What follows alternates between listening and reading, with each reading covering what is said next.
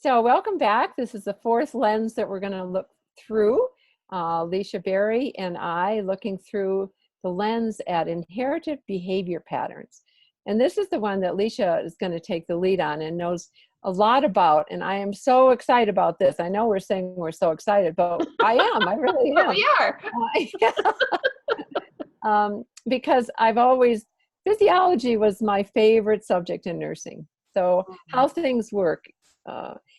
We've had so many ways of saying, in nursing and in medicine, well, the heart can have a problem, but, it can never get better. We can maybe maintain it, but, and then we find out, oh my gosh, the heart can, repattern and make new blood vessels. And then it was like, okay, but then the brain, nothing can happen in the brain. So take it away, Licia.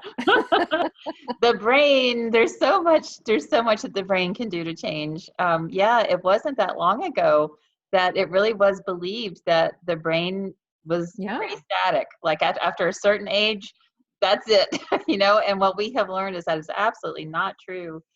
In fact, the brain is completely plastic until almost the day we're out of here, so we are really able to start tapping in and harnessing the power to change the brain. And of course, our brain is powering us in so many ways. We're perceiving through our brain, we are thinking through our brain, we are processing so much of our biological function through our brain. And so it really is this hub. It is very important. And I know that there's definitely a philosophy that the heart is more important in many ways, that we must lead our lives from the heart. And, yes, and that's all true, but our brain is also very important because we just can't get along without one. So what we have learned is that, and this is through this really silly thing that we used to do. I used to teach in the public schools a long time ago, 30 years ago. There's that 30 again.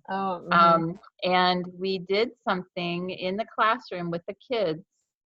We put them in whole brain body postures so that they would be more receptive learners, so that whatever we were throwing at them, our hope was that if we had more of the brain engaged, that they would catch it, that they would catch what we were throwing at them.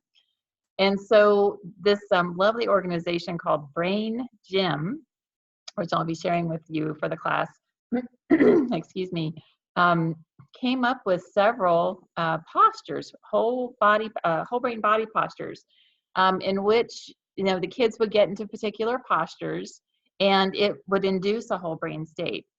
And so this is a long time ago. This is 3 decades ago. Since then, science has started to catch up, some ahas. I started using it in my mentoring and education practice with women, that if I put a woman in a whole brain state and we did some repatterning on thoughts that she was having about herself, belief patterns that she was carrying, that she would actually get a change in behavior.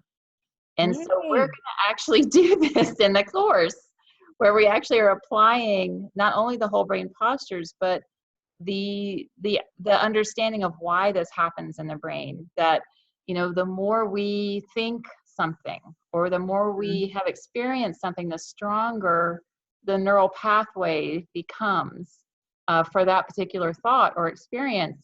And if we inherited a way of thinking, like we were exposed perhaps to a familial way of believing or thinking, that may have worked really well for us when we were younger, but we may find that limits us later in our lives. So it's really worthwhile going in and balancing out some of those behavior patterns, interrupting that signal and creating a different neural pathway, which can totally be done.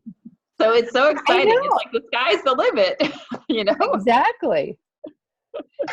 Yeah. Well, I am excited about this course, and I'm excited to teach it with you. And I really want to invite all the people that are listening to this to join us, because we're not only going to share information, but we're really going to share how you can change. And that's the part that really feels really inspires me. I guess it inspires me. And to bring honor, an acknowledgement also to all of the good, again, that we inherit, that the things that we inherit were passed on to us, no matter how so, whether it was through a belief or whether it's through behavior that we observed and mimicked, or whether it was in our ancestral lineage or in any myriad of ways that the reason that those patterns were there is because they were needed to survive. Yeah. And that it's really, what I appreciate about Linda and I is that there's a deep acknowledgement and honoring of the need for that pattern in the beginning, and that we can be grateful, for whatever pattern we may have inherited, but that maybe now we feel it's time to start shifting that pattern. So this isn't a throw it out, baby with the bathwater situation. This is Right. really being appreciative of all that, all life has done to bring us to where we are, and that we have choices that we Yes. can. So we We really encourage do. you to join us. I'm super excited too, Linda. Yes, choice. That's a great place to end. All right. We'll see you at the class. Look for the link in the post. Thanks so much. Thank you. Bye.